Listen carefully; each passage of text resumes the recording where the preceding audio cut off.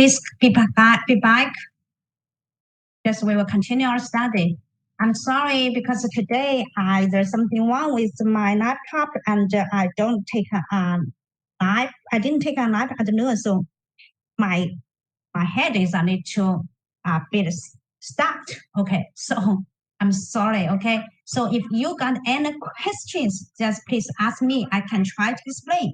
I know today I just my mind is not so clear. Okay, so I'm sorry for this.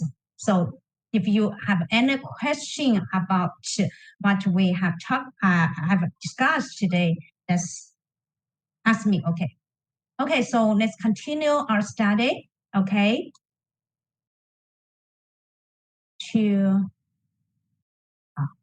Okay. Oh, sorry. First, I need to share, right?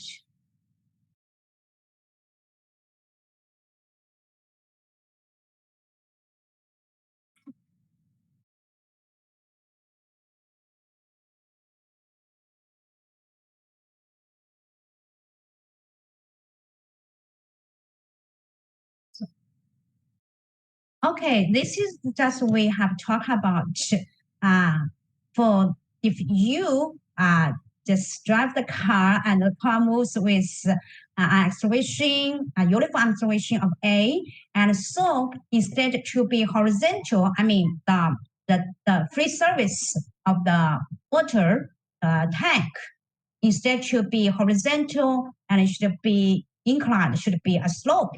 Why? Because here, not only the gravity force to be the body force, we also have the inertial force, which is equal to A per unit mass, right? So the resultant body force should be not to downward anymore. And we know the equipressure surface should be always perpendicular to the body force direction, right? Because it's only due to the body force the pressure change. Here,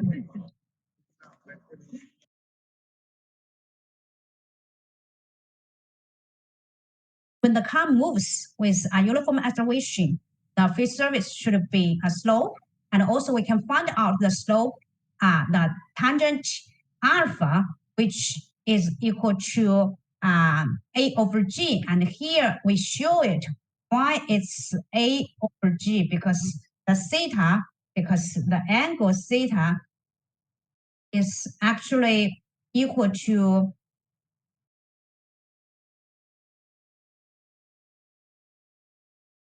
here here is also theta. Tangent theta is equal to A per G, which is equal to theta. Okay. So here we can find out the coffee will not spill out. And also I can ask you the maximum acceleration if you don't want to spill out your coffee. Can you find out the maximum acceleration that the coffee will not spill out? The maximum acceleration, that means the coffee, which is top, right? And so this, we can find out the theta prime, right? We have the tangent theta prime, which we need to find out, well, equal to delta C over the radius of the cup coffee cup and equal to A over G. A is what we need to find out. And then delta Z is equal to 3 centimeter, right? And so we can find out the maximum acceleration that the coffee will not spill out. Okay. And also here we can find out the pressure at any point, just like for example, the bottom point A and the B at the corner, the bottom corner, right? And because whether PA and PB will equal to the pressure and the free surface plus No GH, A or HB. HA, HB should be the vertical distance to the free surface. Because for this case, it still follow the distribution rule of fluid at rest. Okay, so here, very important.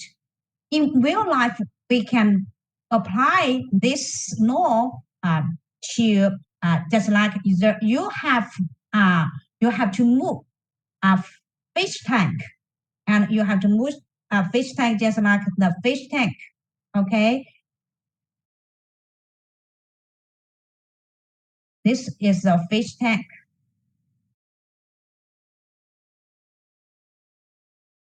Want to move?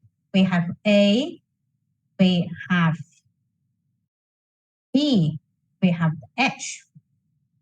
The hatch is H, and then you can move if you move in this this acceleration. Oh, sorry, this is acceleration AX. Okay, and I would like to ask you whether you move with the long side to be along with AX or the short side B to be in line with AX. I repeat, my question is, if we want to move a fish tank, we have the long side, which is equal to A.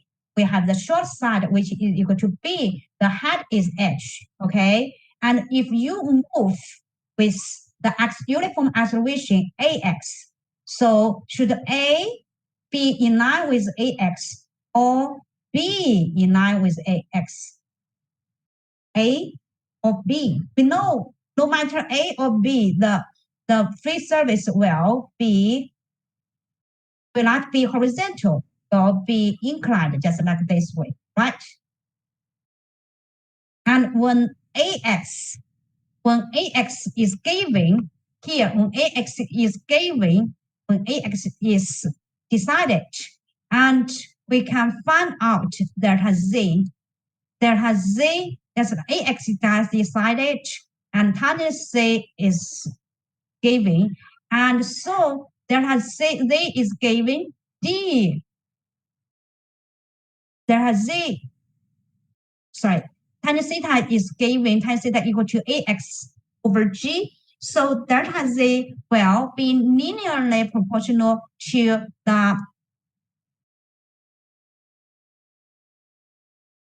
the length, right? That means when the long side is in line with AX, the free surface will be more inclined.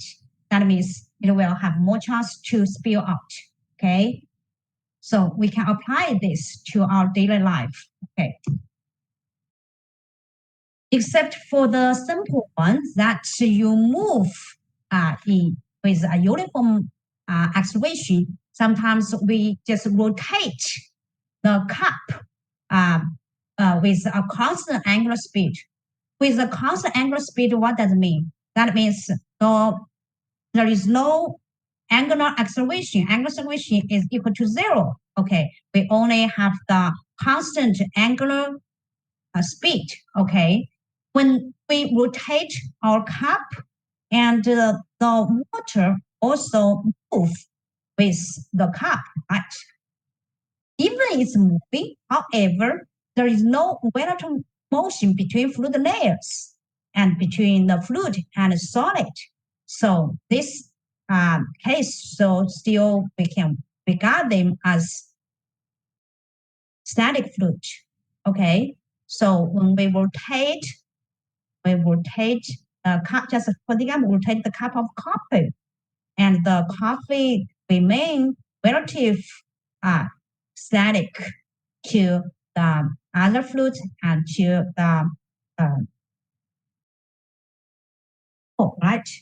So we still can apply the equilibrium equation. Again, here x, y, z is the body force in x, y, z direction. The body force per unit mass in x, y, z direction. When we rotate and accept the gravity force, we will have the inertial force. We know from what we have learned in theoretical mechanics. When a rigid body is rotating, any point on this rigid body will have a circular path. Just like here, we'll have a circular path. And the acceleration will have two paths. The normal acceleration, the tangential acceleration. The normal acceleration is going to the center, right? And is equal to the angular speed times the radius, right? And the tangential acceleration is equal to alpha, the angular acceleration times radius. Because here is a constant angular speed. So angular acceleration equal to 0. That means for any fluid particle, it will only have a normal acceleration, which is equal to omega squared times r, right? So accordingly, the inertial force F, this will be inertial force F, because the inertial force is opposite to the acceleration direction. Okay, so this will be the inertial force, and the inertial force we can project to x, y axis. So we have omega square x, omega square y. We have, so this time it will become more complicated, because this time we not only have body force in x direction, we also have body force in y direction. And definitely, just like before, we have the body force in z direction, the gravity force. Again, the minus is because the gravity force is opposite to our positive z axis. Remind ourselves, the free surface is an equipressure surface. It is always perpendicular to the resultant body force.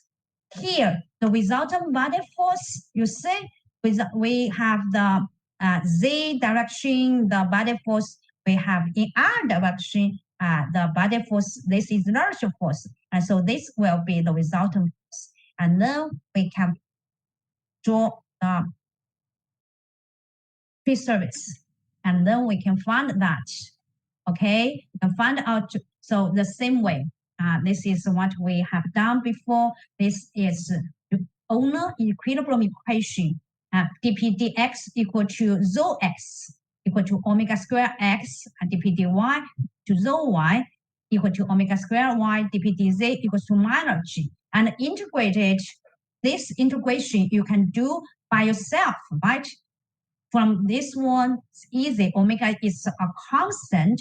So we will have P equal to rho omega square x squared, right? Over 2, right? For this one. You should know how to do this. Okay. And this is from these three equations, we can do the integration, find out the pressure distribution. That means if you know the x, y, z coordinates, you can decide the pressure there. However, again, there will be a constancy. How to decide the constancy? We use the boundary condition, right?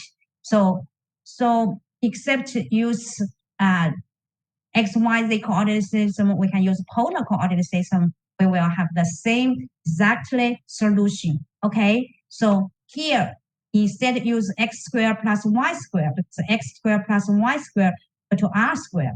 This one is the coordinate, cylindrical coordinate system.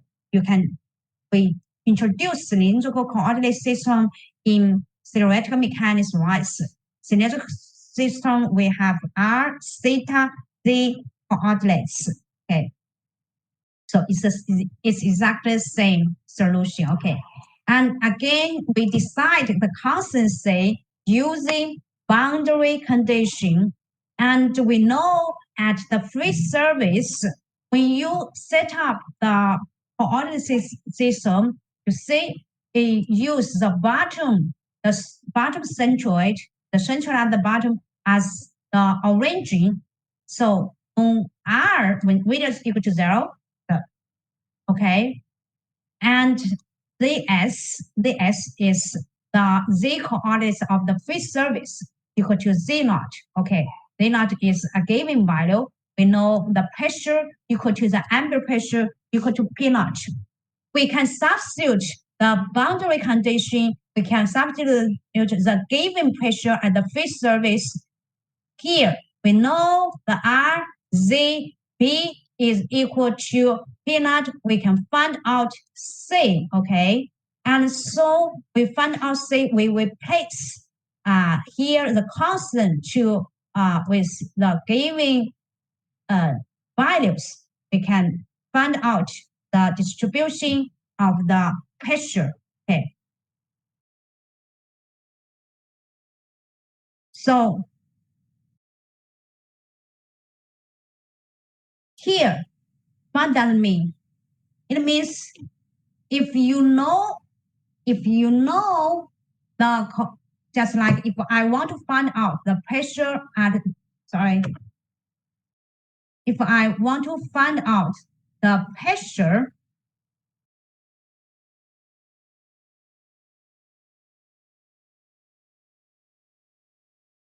I want to find the pressure at this point and this point, we need to know its R coordinate and its Z coordinate. And then we can find out the pressure because P naught, the pressure at the free surface is given, is generally the ambient pressure, and Z naught is also a given value. Okay. And here it looks complicated, but we can simplify it later on. First, I want to know the shape of the free surface this time. The shape of the free surface, how to find out the shape of the free surface, how the free surface look like. We want to know that.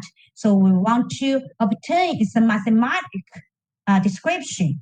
Mathematical description, that means we need to know its, for the free surface, we need to know the z coordinate as a function of the radius, and then we know its shape, right? This is in mathematical way. Sorry, this is a version. Okay, it's easy. Okay, so again, just like we have done before, for the free surface, again, the pressure is equal to the ambient pressure. So we replace this into the given equations, given formula for the pressure distribution. This is at the free surface, P is equal to P naught, P equal to P naught. Okay, this one we know is a constant. It's at the free surface. R is any point on the free surface we don't know, and Z naught is given value is a constant. This is Z naught, and Z is the Z coordinate for the free surface. We use ZS, and then we know from this formula, this cancelled, and this one equal to 0. And then just move to left hand side, ZS, we will have, we got ZS is equal to omega square R squared divided by 2G plus Z naught. This is actually paraboloid. So from this formula, we know that when the cup rotates, the free surface will be parabolic. Okay, so instead to be horizontal when you rotate, and we can find out its formula. Again, for this original pressure distribution, from this equation, we found a very interesting. Okay, for this one, just for example, you have 2 points. One is located on the free surface. One is located on the free surface, and then you draw a vertical line bottom. Okay, so this point 1, this point 2. You want to find out the P1 and P2. For P1, right, for P1 equal to P naught plus R1, right? For P1, we can just do this with easier way. Okay, P1, we will know here is R1 and Z1. And for P2, and so for P2, we know we can still use this formula, and we'll have P2 will have R2, Z2, right? And because here it's the system is from this coordinate system, we know R1 equal to R2, right? So you will find out what P2 minus P1 will equal to what? P2 minus P1. This will cancel. This will cancel, right? This one will cancel, will equal to rho G Z2 minus Z1. Right. So what do you get? Get P2 equal to P1 plus rho GH. Right? H is actually the vertical distance to the free surface from distance to the point 1, which is located at the free surface. So we got this.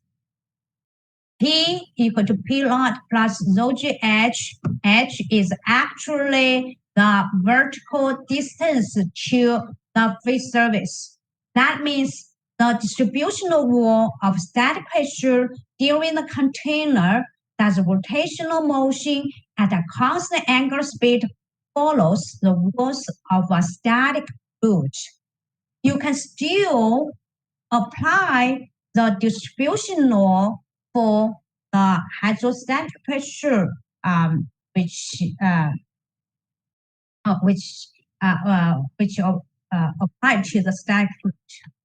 Okay, so you say we know that when the cup is rotating, instead to the free surface, instead to be horizontal, it should be parabolic.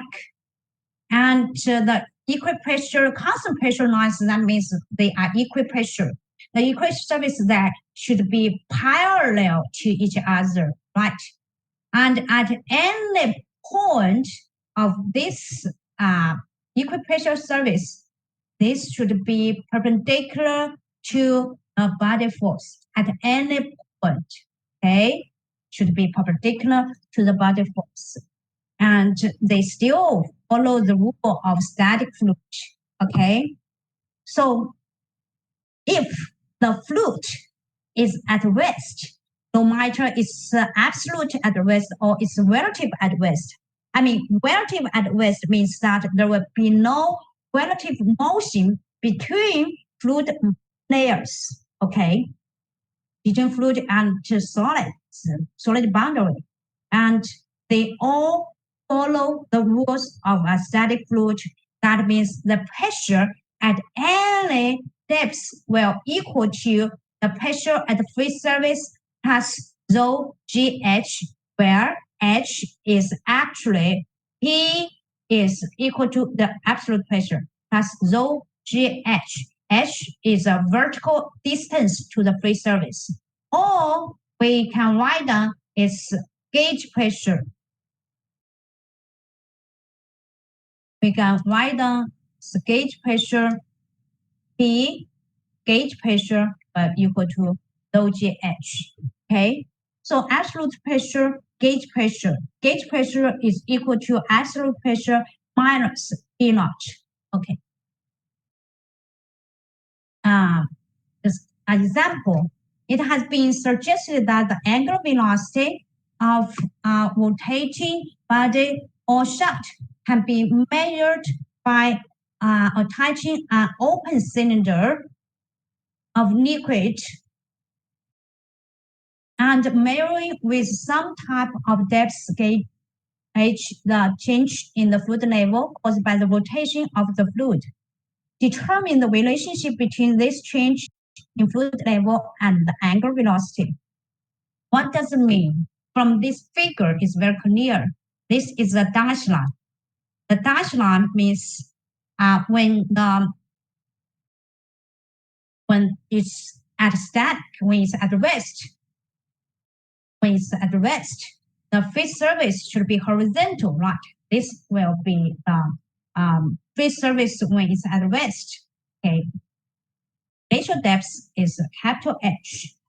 And then when it starts to rotate, we know that the phase surface will not be horizontal anymore. It will be parabolic.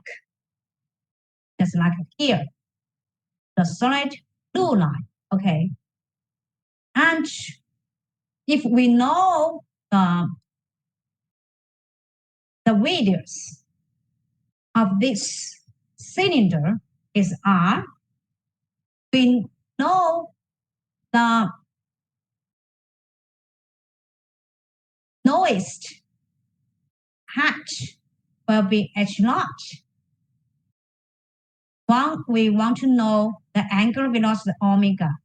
That means you need to write down the omega as a function of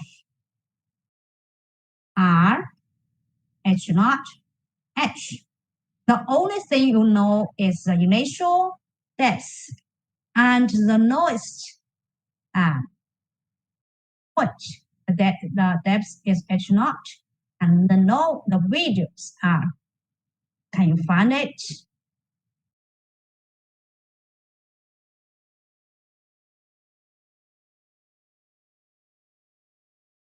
One thing we should keep in mind that for liquid, just like for water, whether it rotates or not, its volume or liquid, we know the volume will be a fixed value, right? So that means the initial volume of fluid in the tank will be equal to the volume when it starts to rotate. So how to calculate the initial volume? It's simple because it's a cylindrical tank. So initial volume of fluid in the tank is equal to the area of the bottom pi r square times its initial depth h, right? And then we want to calculate the volume it starts to rotate. But when it starts to rotate, the phase surface will not be horizontal anymore, it will be parabolic. We can find out the h is actually a function of radius r, right? This one h is given. H is function of r. This for the phase surface we calculated this. Okay, so here we use h naught. H is a function of r, and then we can calculate the volume of the fluid with the rotating tank. Sure, here we need to do the integration. We need to choose differential element. This time we choose cylindrical shell, right? The cylindrical shell. Why we choose the cylindrical shell? Because they have the constant. They have the constant height, right? For the cylindrical shell, it's easy to find out its volume. The differential volume for this cylindrical shell is equal to 2 pi r h times dr. This is what we have learned before. It will be 2 pi r dr will be the bottom area of the cylindrical shell, right?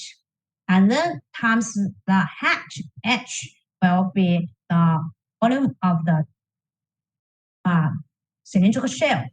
And then after it's rotating, the volume can be calculated.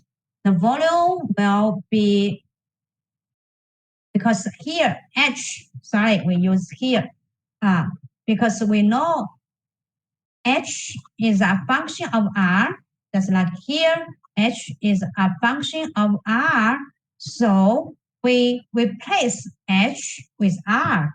We replace h with the formula with r. This will be h, right? Can be replaced. And so the r is integrated, the lower limit is 0, the lower limit is the center, and the upper limit will be the radius of the tank. We can calculate the volume after it rotates. It's very important because it's liquid. So the liquid volume will be constant. So the initial volume when it's at rest, and this one is the volume we calculate after it starts. It will, here we have, here you found out that we express the volume use R is given, H naught is given, but we have the angular velocity is not given. So we can find out from this one equation, we can find out the angular velocity. So from this problem, we can measure the angular velocity, or we can just tell the tank radius. Yeah, it's up to you, okay? Or just from R, from H naught, you know the angular velocity of its rotating. But for here, it's very important. We need to use the knowledge first. For the liquid, its volume is constant before it's rotating and after it's rotating. And then how to calculate the volume is important. When it's at rest, we calculate the volume, just use. Yeah, this one is just for a cylindrical tank. It's the bottom area times its height, right? However, when it starts to rotate, because its free surface will not be horizontal, will be parabolic. So this time we need to calculate the volume use integration. We need to take the differential element. We use, this time we choose cylindrical shell as the differential element. For this cylindrical shell, and we know its volume is equal to its bottom times the height. Okay. And then just do the integration. It's very important to find out the relationship between any point on this free surface, its depth or its z coordinate as a function of the radius. And then you can do the integration, find out the total volume, and then equal them, you find out this. Okay. So for this one, it's a little bit difficult because here, here h, because here is h is as a function of the r. Okay, this one, we just derived it this previous slides, okay? Any question about this part? Any question about this part? Do you have any question about this part? So I want you do this one. Okay. This is a YouTube.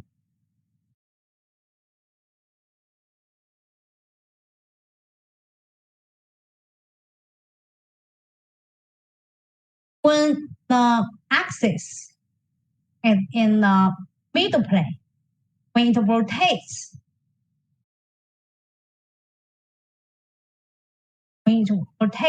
the hatch will be the same, right? So it will be like this, right? I mean, this is YouTube. But if its axis is not in the middle plane, it is like this one. This is Z, this is Z prime. And so it's free service.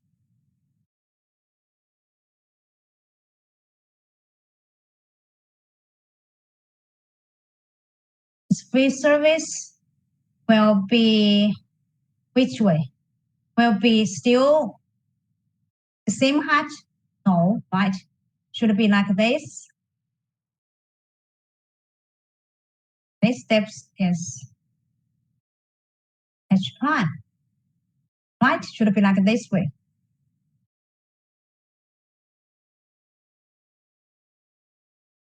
This is small r, sorry.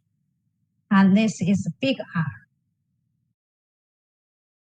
R, R, small r, big R, H prime is given. Can you know omega? Can you know its angular velocity? It's a YouTube, okay? This one is a YouTube.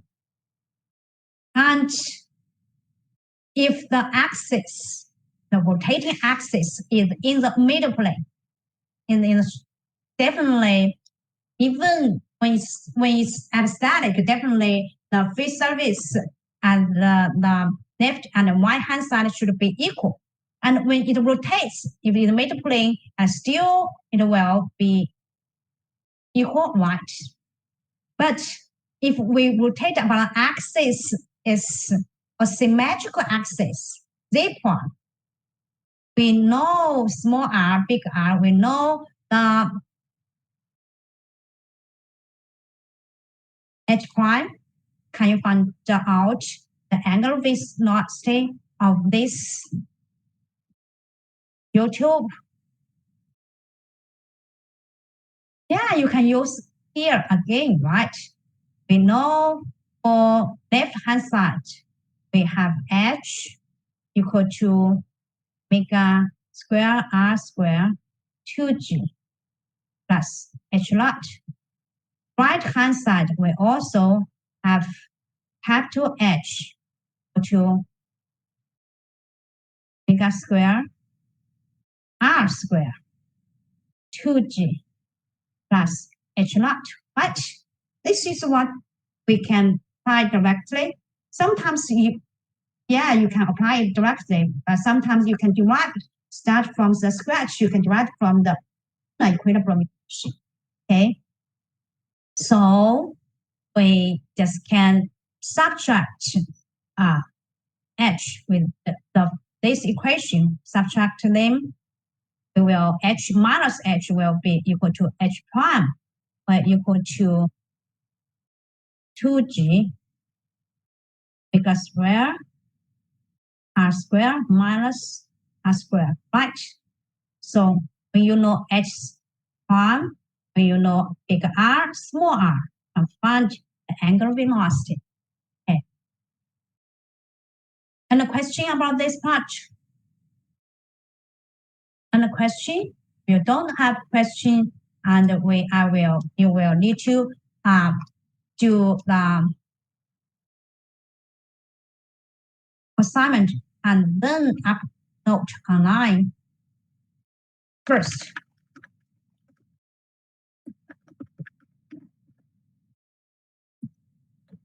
for this one, okay, you need to find out. This is pressure P1, this is P1. This is pressure, sorry, P2. If inside the tube is water, and please find out P1 minus P2. If it's air, please find P1 minus P2. Okay, here we have this manometer to measure pressure drops. I need you to find out the pressure drops P1 minus P2 when it's water. We have the water density is 0.1. And here is maybe it's oil, maybe it's mercury. I don't know. Anyway, it's density is given, and we have this head H, head A. I'd like you to calculate the pressure difference. Okay, you need to submit online after you finish this. Okay, you got it? You got my